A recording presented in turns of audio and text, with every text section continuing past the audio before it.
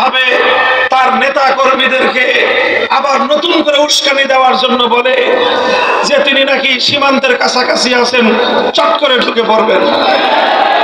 আমরা আহ্বান জানাই, আসেন,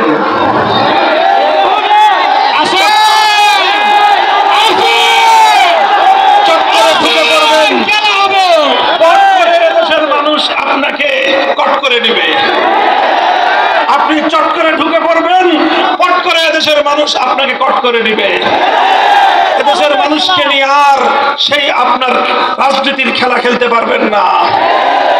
আপনারা অনেক নাটক সাজিয়েছেন, প্রত্যেকটা জায়গায় আপনারা এই নাটক সাজিয়ে নায়ক নায়িকার অভিনয় করেছেন। বাংলাদেশে আর এই নাটকের রাজনীতি চলতে দেওয়া হবে না ইনশাআল্লাহ। শেখ হাসিনা সংখ্যালঘুদের বিরুদ্ধে সর্বদাই নাটকের রাজনীতি করেছে। শেখ হাসিনা আর তার দোসররা রাতের অন্ধকারে সংখ্যালঘুদেরকে কালনাগিনী হয়ে ছোবল মারত, দিনের আলোতে ওঝা হয়ে ছাড়তে আসতো।